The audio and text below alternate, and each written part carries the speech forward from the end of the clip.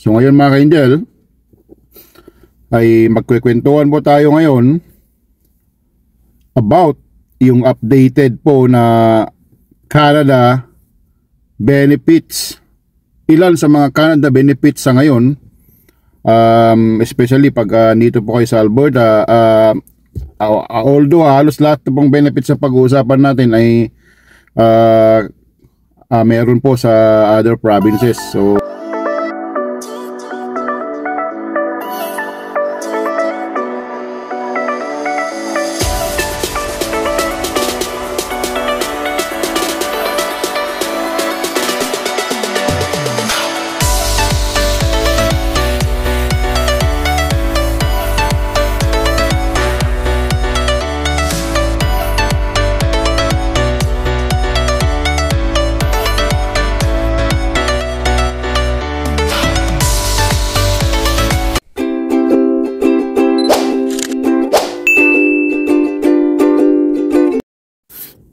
hula ho mga ka-Angel! Ito naman po yung lingkod ninyong Kontrobag Kalakwatsa, Kuya JJ. So sana po mga ka-Angel ay nasa good mood po kayo ngayon para maganda po yung pagkukwentuhan natin ngayon.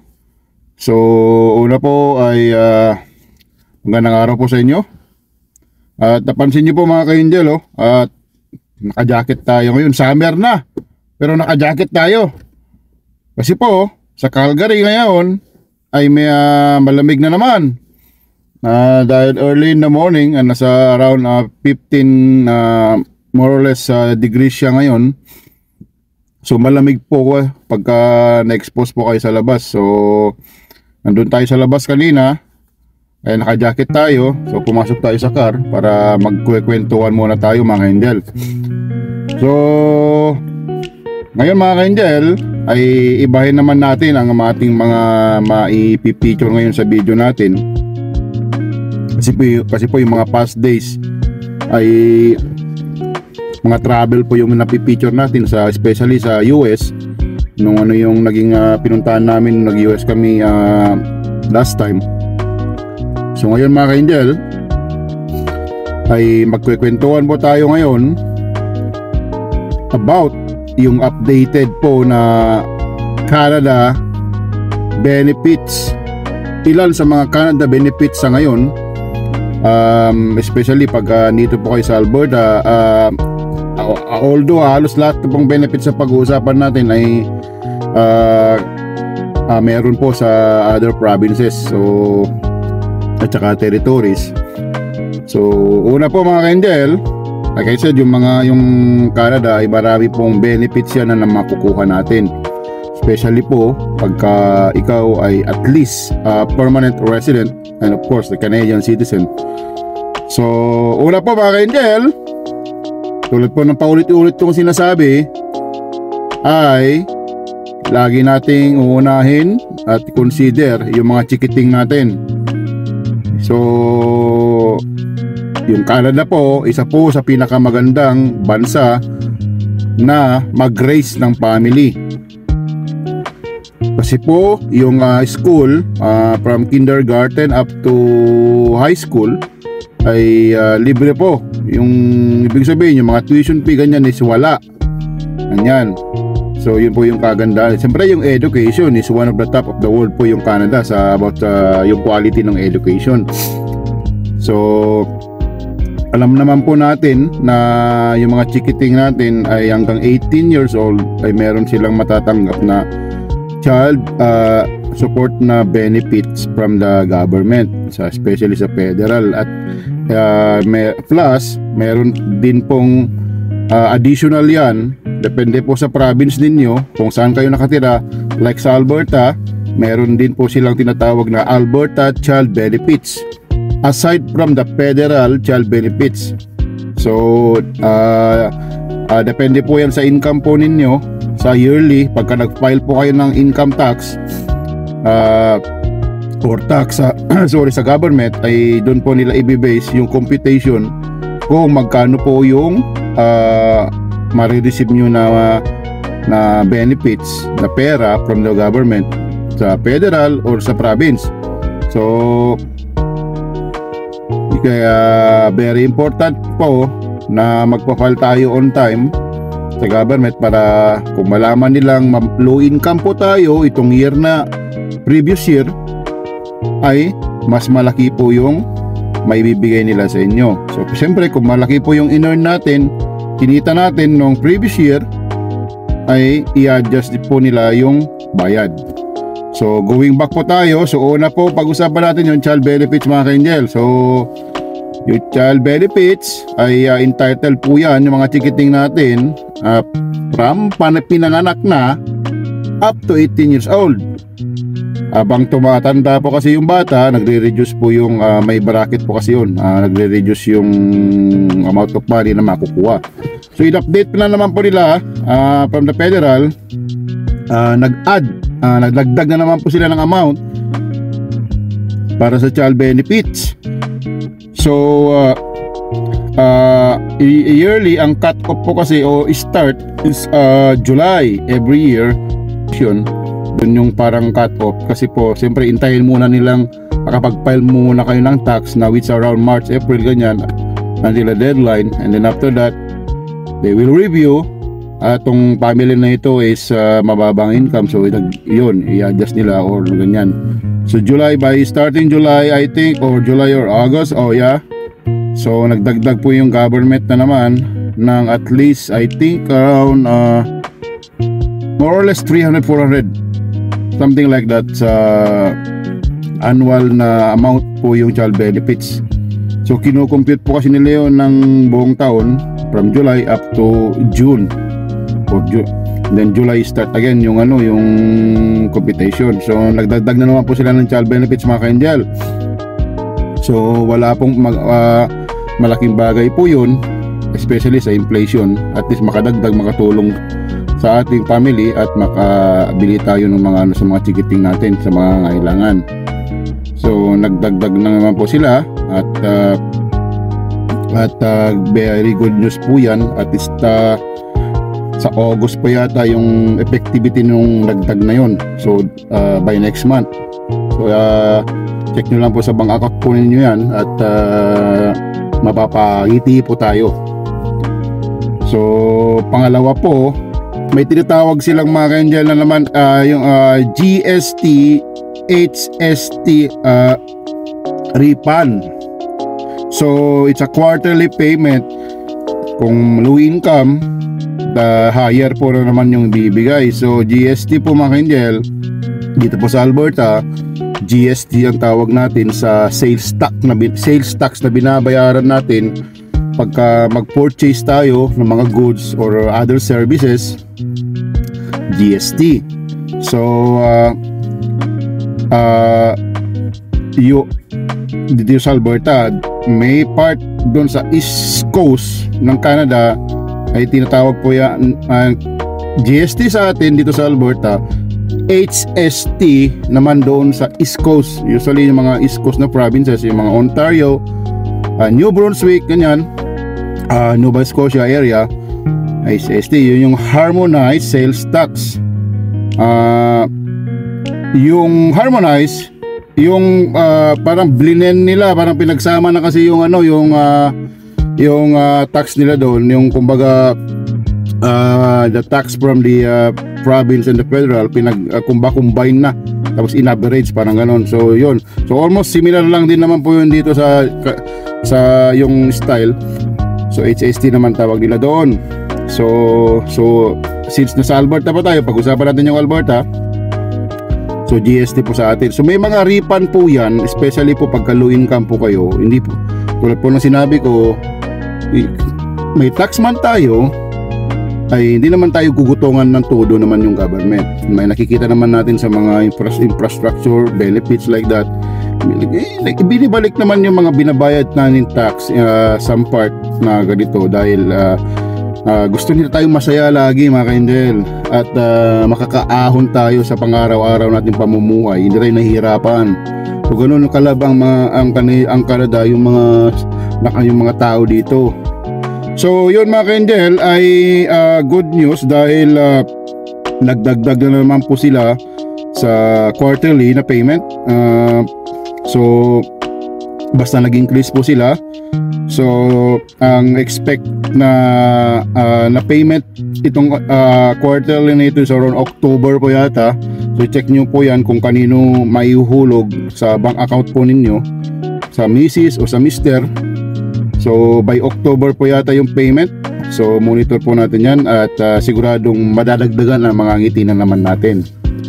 So yun mga ka-angel. So yun po, yung parang refund sa nagbabayad man tayo sa tax sa mga sales good ng mga purchase natin, huwag kayong mag-alala, at least meron tayong nare-refund pa rin quarterly yung sa about sa tax. So then another plus then din po yung GST, HST refund.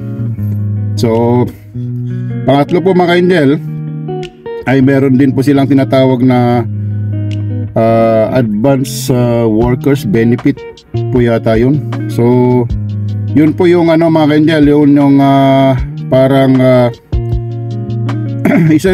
parang refund na tax benefit na parang pang support po yung mga low income na individual or mga family na nandito sa Canada ngayon, at para makadagdag man lang sa mga panggastos na pang-araw-araw. So ang age po yata para eligible ka is at I think age 19 years old above. So dinidetect po yan mga ka-angel ng government, from base na nila lahat yan sa mga ipafile nyong tax sa tax annual. So usually mga March, April yan. So i-review ng CRA, yung Canada Revenue Agency, kung ikaw ba ay entitled sa mga ganito. So at ang maganda, dinagdagan na naman po nila yung refund na yon mga ka-angel. So I think basta nag-increase sila mga ka-angel. So hindi ko lang maano yung exact amount, but lahat ng sinasabi ko ay in-increase nila dahil po sa inflation rate tumataas ngayon. Kahit ang sulok ng mundo, Pilipinas, all over the world, ay nag-i-increase po talaga yung inflation ngayon. So uncontrollable usually po yung inflation. So it depends na yan sa government kung paano nila i-manage at paano nila matulungan yung mga citizen niya o yung mga residente niya sa lugar niya. So meron na naman po mariripan at magugulat na naman po kayo na meron na namang na deposit doon sa account ninyo. So i-check nyo po yan sa account ninyo kung saan siya papasok, o pagkano ay kahit single ka or couple, ma-check nyo po yan, yung title po kayo doon. So I think it's a quarterly as well, I think at by October din po yata yung ano. So so quarterly, it means 12 months tayo mga ka-angel. January, February, March 1st, April, May, June 2nd, July, August, September. Yan po yung 3rd, and then the last quarter of course October, November, December. So pag ganun po, so October po ang probably the deposit date or yung pag-refund. So October na naman po yan, Angel. So pang-apat, yun pong ano, tinatawag nilang carbon tax rebate mga ka-angel. Sorry, uminom po ako mga ka-angel kasi sa kakangangaw ko mga ka-angel, naubusan na ako ng ano, laway. So yung tinatawag nilang carbon tax rebate mga ka-angel, ayan po yung ano yata, dating climate action incentives payment. So about po sa environment yan, at parang kumbaga sa about sa like a pollution ganyan, maging responsible natin sa at least moderate sa mga pollution ganyan. Yung government ay nagkakaroon ng mga ganong rebate na naman. So dinagdagan na naman po nila mga ka-angel. So magugulat kayo, meron na naman po mag-deposit sa account ninyo at magkakaroon na naman kayo ng pera. At siyempre mga ka-angel, ngingiti na naman tayo, mayroon na naman tayo extra money. So ayun mga ka-angel, at it's a quarterly, at magkakaroon na naman po ng bayad dyan sa October. Like I said, October po yung last quarter. na start. So lahat po yan mga October. So i-check nyo po yan. Then it's a good news, bibigay na naman po yung carbon tax rebate na in-increase na naman po nila. At least 19 years old above, you're entitled for that one mga angel. So yun yung carbon tax rebate, formerly climate incentives action. Yun po yung dating, kung mag-a-apply po kasi sa bank account ninyo, makikita nyo yung kung sino yung naghulog ng pera. So yun po yung pangalan niya dati. So yun, i-monitor nyo yan mga angel. Sa October mga angel, marami tayong pera, marami kayong pera, madadagdagan ang budget. So i-monitor nyo yan mga October, mga ganyan mga angel. But yung child benefits mga angel is a monthly kumbaga monthly na payment yan, na I think it's every 20th of the month. So it depends po yan kung pumalo po siya sa weekends or sa holiday. Usually the government is sending the money in advance. So ganun. So maraming benefits na nakukuha mga angel. So additional ay meron pa silang mga disability tax credit. So yun po yung mga individual o yung mga workers natin na nagkaroon ng problema excuse me, at pwede po silang mag-process ng application for disability tax credit, that they might get some money para ma-refund nila at depende sa medical conditions like that. At pagka po ma-detect ng government na you are entitled, of course, is a good news. Bibigyan na naman kayo ng parang refund. So yun, mga ka-angel, punta lang kayo sa CRA, sa Canada Revenue Agency, or you can just type it in the internet, yung mga just type like a search in the search engine, yung mga root word lang ganyan, is dadalhin kayo sa mga Canada benefits ganyan. Explore nyo po lahat yun mga ka-angel. Kung alam nyo pong eligible po kayo, or pwede kayo doon, then nyo can apply mga ka-angel. Hindi po naman kayo ikukulong mga ka-angel kung hindi kayo entitled. I-decline lang naman nila yon. So explore everything na maaaring makatulong sa inyo, at least magkaroon kayo ng, kasi mga ka-angel, maraming benefits yung Canada. We need only to explore those benefits para ma-appreciate natin kung ano ba talaga yung Canada. Kasi pagkala po Facebook ay mga social media lang ginagawa natin, scroll lang tayong gano'n mga angel sa mga video, sa mga video na nakikita natin, ay hindi natin malalaman yung mga benefits na yan. So find time to explore the Canada benefits. If you find time to explore the Canada benefits, sabi ko mga ka-angel, mamamangha ka, dahil grabe, ang dami palang ganitong benefits. So ganun ka-angel, sabi ko lagi, huwag nating i-judge yung Canada agad-agad. Pag dumating tayo dito, bigyan natin yung chance na explore natin. At alam kong mahirap po mag-abroad, pero do not lose the opportunity or waste the time na nandito po kayo, para ganun-ganun na lang, nandito na nga kayo, tapos uwi pa kayo. Then bakit pa kayo nag-abroad? Bakit pa kayo pumunta dito? Dapat mga ka-angel, binibigyan nyo yung time na i-explore nyo po yung Canada, especially po yung benefits na makukuha kung andito ka. Okay mga ka-angel? So meron din po mga ka-angel, yung mga mahirap po maging bungal. When the night has come. Kasi pagka nabungal po tayo, hindi tayo makakagat ng mga buto ng mga baboy, mga baka. So merong yung government, meron din pong tinatawag na Canada dental benefits mga ka-angel, especially po sa yung mga walang insurance, ganyan.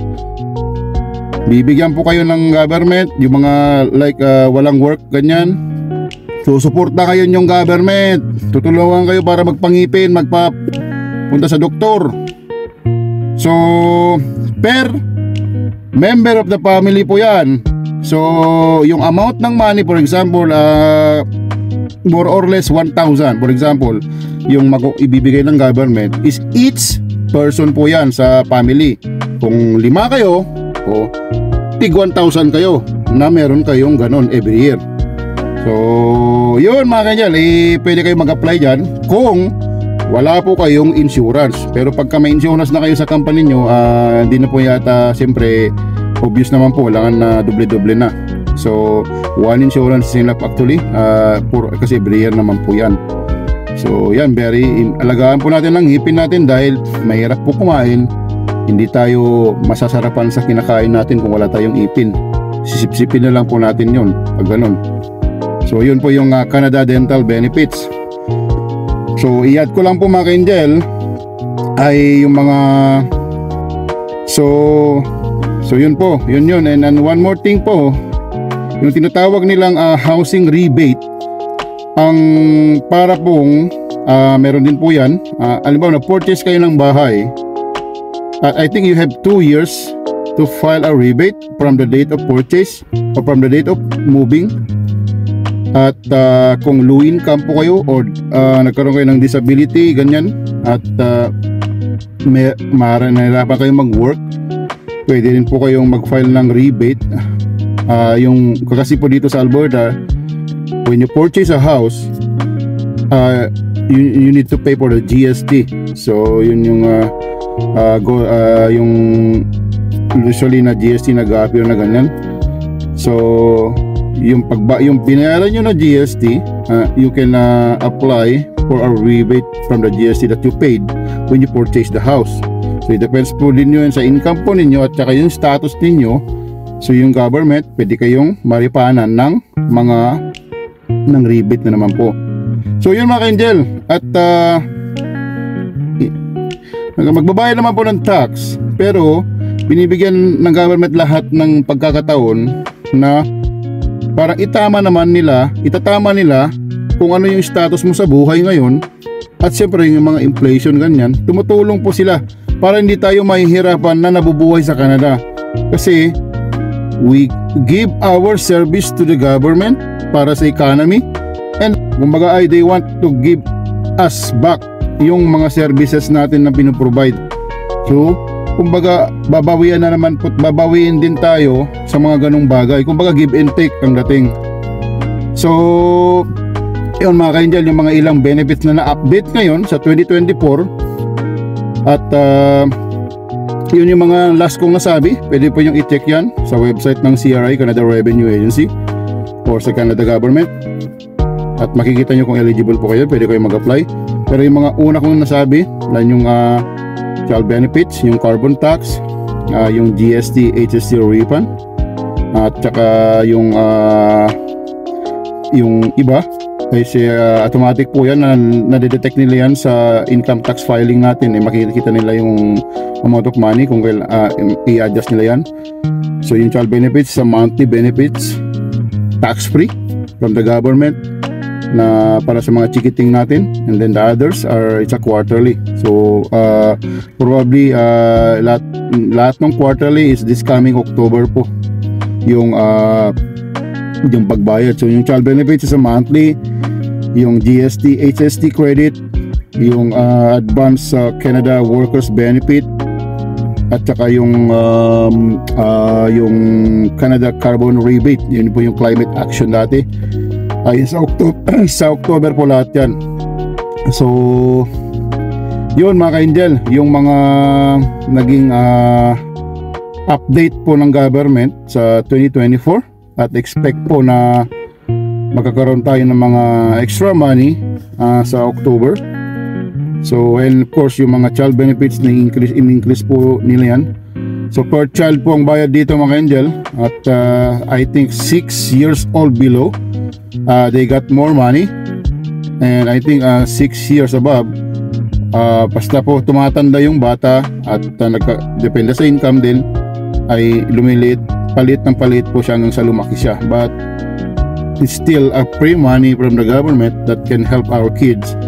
So wag tayong magreklamo. Kumbaga extra money yun na wala pong ganun sa mga ibang bansa, na which is very very good kasi nakakatulong po sa pamilya. At one more thing mga ka-angel, pag po kayo kumuha ng bahay ay pwede po ninyong idagdag yung child benefits as an additional income para po mas madali o mas ma-approve po kayo ng financial institution or mas malaki yung computation sa pag-approve ng bahay. So to make it simple, kukuha ka ng bahay worth 400,000 and sa asawa at saka kayong couple ay is not enough yung kinikita ninyo. Now, pwede na po nilang idagdag yung income sa child, yung nare-receive yung child benefits as additional income para po madagdag sa income ninyo as at least matutulungan niya na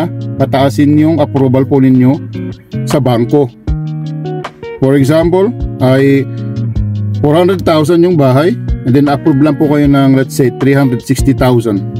So it's not enough para makuha yung bahay then at dahil additional po yung child benefits, then it might change the number and you got the chance to approve to a higher amount of money para makuha ang bahay. So yun mga kanyal, yung child benefits is very important. We need to take care of our kids kasi sila po yung pag-asa ng bayan natin at sila po yung mga angel natin sila po yung mga inspiration natin sa buhay. At maganda po ang future ng bata dito mga angel sa Canada. At pagdating po ng college, ito wadagdag ko lang po, wala pong problema kung tayo ay hindi naman tayong mayaman, not enough money to fund their tuition fee. Yung government po meron din po student loan yan from the federal and provincial, it depends po kung anong province po kayo. At meron din po siyang tinatawag na grant. So I think yung student loan, I think wala na po siyang kung di ako nagkakamali, dati po kasi may maliit na percent lang, the lowest percent na yung maglo-loan ka talaga dito sa Canada. Tinanggal na po yata yung yung interest rate. So zero interest rate na yata ngayon ng student loan. So kung nanghiram ka ng for example 20,000, then you need to return the 20,000 only. No interest. No interest na po yun. Plus ito mga angel, yung grant. So yung government, hindi lang po kasi ikaw mag-aaral, titignan din nila pag nag-aaral ka, may allowance ka din, especially kung may mga kids ka na binubuhay. Siyempre gusto nila makapag-focus ka rin sa school mo para makatapos ka ng maayos, na hindi ka na-aburido na dahil nag-aaral ka, hindi ka makapag-work ng maayos kasi marami ka nang iniisip. So yung government nagbibigay ng grant yan para makatulong sa'yo, makatulong sa family mo, just like a free money again, na for example 20,000, you might get another 10,000 from the government na tutulong sa iyo para makapantustos sa pag-aaral mo habang nag-aaral ka at makatulong sa kids mo na hindi mo na ibabalik yun, yung grant na yun. It's a free money, so it's a very big help sa mga, especially sa atin na low income lang, ay makakatulong po talaga yun yung grant. So grant, pwede po kayo mag-aral as long as you are a Canadian citizen at a permanent resident dito sa Canada mga angel. So lahat po yan ay makukuha nyo yan. Yun, at least you are a permanent resident at lahat po yan ma-explore kahit tapos ka ng pag-aaral, aral ka ulit, it's up to you, basta kaya mo. Pero so yun mga angel, at pwede po kayong mangutang, kaya wala pong problema ang machikiting natin, magiging maayos yung pag-aaral nila dito sa Canada. At of course yung Canada, it has the one of the top schools in the world. Ay sa Alberta, andyan po yung University of Calgary and University of Alberta, one of the top university in Canada and of course in the whole world. Of course andyan po yung British Columbia, andyan yung University of British Columbia sa east side. Siyempre andyan yung University of Toronto, andyan yung McGill dun sa Montreal. So lahat, may maraming top universities po dito sa Canada. Sa Alberta, one more is the Lethbridge, University of Lethbridge as well. So magaling po yan sa Lethbridge din. So lahat yan mga angel ay ma-avail ng mga chikiting natin ng sa pag-aaral nila dahil may student tour nga dito sa Canada. So yun mga angel, yung mga update ng mga benefits ngayon sa Canada. Marami pa po mga angel. Ilan lang yan sa mga benefits ng Canada yung nabanggit natin. Ito lang yung sinabi ko dahil ito yung para in-increase nila yung amount of money na makukuha. So yung mga ka-angel, isinishare ko ito mga ka-angel. Lahat ng paraan na, lahat ng nalalaman natin, nababasa natin, isishare ko na mga ka-angel. Hindi lang puro travel tayo, dadagdagan ko na lahat kung ano yung kaya natin i-share natin sa mga kapwa natin, i-share natin para magkaroon kayo ng idea kung ano ang reality, ano ang benefit sa Canada. Yun mga ka-angel. Kaya kung gusto nyo pong mag-try dito sa Canada, go for it mga ka-angel. At sigurado hindi kayo magsisisi kung andito kayo. Marunong lang kayo mag-appreciate at mag-explore sa mga benefits ng Canada. Huwag nyong i-judge agad. Kung puro tayo scroll lang tayo sa social media, sa mga video-video, hindi natin malalaman yung mga benefits na yan. So find time para ma-explore po ninyo kung ano ang meron sa Canada. Aside from beautiful natural attractions, safety, yung pollution mga angel, very important din dahil maganda po yung simoy dito ng hangin, hindi po siya polluted. So marami pa mga angel, dadagdagan natin yan sa sunod na mga video. At tulad ng sinabi ko, pagkapag-usapan natin lahat ng mga benefits ng Canada, baka po sa theater na ko na i-upload dito mga angel, sa movie house, sa sinehan, kasi abot na po tayo ng isang oras mahigit. Kaya mas maganda kung mga 30 minutes lang tayo para madali lang natin ma-upload dito sa channel natin. Okay mga angel? So, Meanwhile, yun mga ka-angel, isa pang maganda pa dito sa Calgary, ayan, pwede kayong maka-access ng mga public library for free. Yan, pasok tayo sa loob mga ka-angel. Pasok tayo sa loob mga ka-angel para makita nyo yung dito po ay nasa south area. Yan mga ka-angel, YMC yan. Dito po yung mga yan, Shaughnessy Library mga ka-angel, ayan. So, pwede pong maka-avail yung mga chikiting natin dito. May maraming activity, may mga sports, mga swimming, hockey, basketball, lahat po yan. May mga pool po, swimming pool din po. Yan. Hello mga ka-angel, pasok sa library. Yan mga ka-angel, marami silang mga activity. Yan. Yan, mga chikiting, may mga computer. Kaya pwedeng ma-avail yung mga bata yan for free. Yan, usually po all over Alberta yan at some other sa other provinces din po. Nakikita nyo mga angel, dami mga kids. Sabi ko lagi na love ng Canada yung mga kids dito. Piniprovide nila ng mga lahat ng mga pwedeng magamit sa pag-aaral para matuto. Yan. Sa maliliit na chikiting, meron din dito. Kaya madaling ma-develop ang mga bata po dito mga ka-angel. Kaya tinatawag yung Canada na one of the best country to raise a family or to raise a kid. Dahil sa mga ganitong program ng government mga ka-angel. Yan. Yan. Yan. Mga pa-college, high school, mga chikiting, mga kinder, meron pong mga area. Yan. So yan ang sinasabi mo ka-angel na kailangan natin pag-isipan kung nandito tayo sa Canada. We need to consider always our kids kasi sila po yung next generation. So mga ka-angel, at para pa tayo ng separate video sa mga lugar na pwede mabil ng mga chikiting natin. Okay po. a few moments later. So, yun mga angel, at Pag kakain tayo sa labas mga ka-angel, yung pambansa nating fast food, Jollibee. So kakain tayo sa Jollibee mga ka-angel, at na-miss natin ang manok. At tulad po na yun yung napag-usapan natin kanina mga ka-angel, yung about sa updated na Canada benefits sa 2024. Ay yun, may dadagdag ko lang po na comment ay ito mga ka-angel. Bibigyan ko kayo ng sa aking opinion na 4 na factor na i-consider natin pagka po maganda yung isang lugar. So number 1 po, mapabata, mapamatanda, lahat tayo tumatanda, lahat tayo nagkakasakit. Yung number 1, yung health mga ka-angel. So Canada mga ka-angel, paulit-ulit kong sinasabi, yung sa Canada ay libre po ang magpapagamot, magpapa-hospital. So libre po.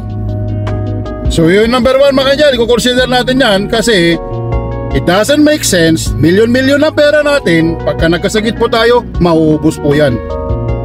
Okay? So dito, may milyon-milyon ka, nagkasakit ka, you save your 1 million mga ka-angel. Got it? So number 2 mga ka-angel, siyempre, wag nating kalimutan ang mga chikiting natin, yung mga kids, yung education. So itulad ng sinabi ko, kindergarten to high school is free. Then sa college, andyan po yung student loan na pwedeng ma-avail pagka permanent resident ka, and of course as Canadian citizen na wala interest, free. At may grant pa siya mga ka-angel, nabanggit ko na kanina. So pangatlo po ay of course yung environment. In general po lahat to mga ka-angel, environment means kung yung lugar ay safety, magulo ba, yung pollution, at maganda ba, balance lahat, nature, technology and everything.